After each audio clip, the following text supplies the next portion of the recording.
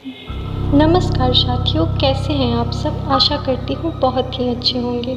साथियों, आज हम बात करने वाले बौद्ध धर्म से संबंधित प्रश्नों के बारे में जो बार बार हमारे एग्ज़ाम्स में पूछे जाते हैं। साथियों, अगर अभी तक आपने हमारे चैनल को सब्सक्राइब नहीं किया है तो सब्सक्राइब कर ले और बेल आइकन ऑन कर ले ऐसे ही वीडियो पाने के लिए। तो साथियों, चलिए हम अपने प्रश्नों की तरफ चलते हैं। तो हमारा पहला प्रश्न है, महात्मा बुद्ध ने अपने उपदेश किस भाषा में दिए हैं। अगर आपको इसका जवाब पता हो तो कमेंट करके ज़रूर बताएं। इसका सही जवाब है पाली। दोस्तों, हमारा दूसरा प्रश्न है, बौद्ध धर्म के त्रिरत्न कौन कौन हैं।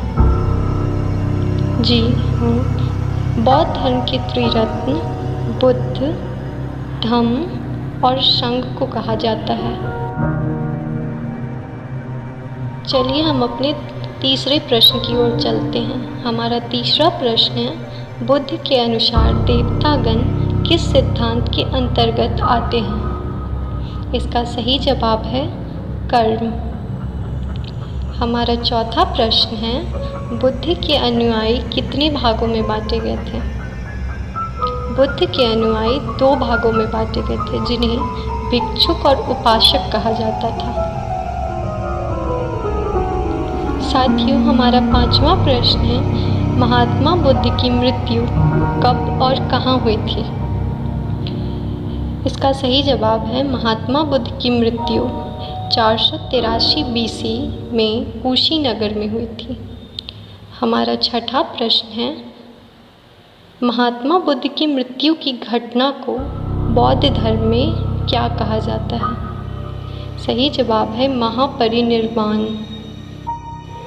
हमारा 7वां प्रश्न है, प्रथम बौद्ध संगीति कहाँ और किसके शासनकाल में हुई थी।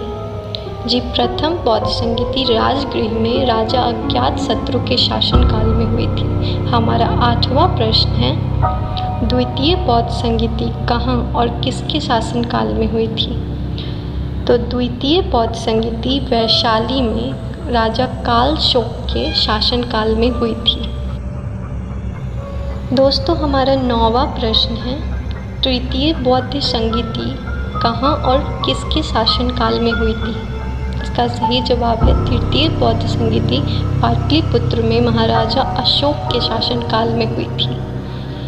हमारा 10वां प्रश्न है, चतुर्थ बौद्ध संगीति कहाँ और किसके शासनकाल में हुई थी। जी, चौथा बौद्ध संगीति कुंडल वन में राजा कनिष्क के शासनकाल में हुई थी। हमारा 11वां प्रश्न है, बौद्ध धर्म को अपनाने वाली पहली महिला कौन थी। सही जवाब है प्रजापति गौतमी। ये महात्मा बुद्ध की सौतेली माँ भी थी। हमारा 12वां प्रश्न है, गौतम बुद्ध के जन्म का और गृह त्याग का प्रतीक क्या है। जी, गौतम बुद्ध के जन्म का प्रतीक कमल को कहा जाता है और उनके गृह त्याग का प्रतीक अशोक को कहा जाता है। हमारा 13वां प्रश्न है, गौतम बुद्ध के ज्ञान और प्रथम उपदेश का प्रतीक क्या है। सही जवाब है, गौतम बुद्ध के ज्ञान का प्रतीक बोधि वृक्ष है और उनके प्रथम उपदेश का प्रतीक धर्म चक्र है। हमारा 14वां प्रश्न है, गौतम बुद्ध की मृत्यु और मोक्ष का प्रतीक क्या है। सही जवाब है, गौतम बुद्ध की मृत्यु का प्रतीक स्तूप है और मोक्ष का प्रतीक पद चिन्ह है।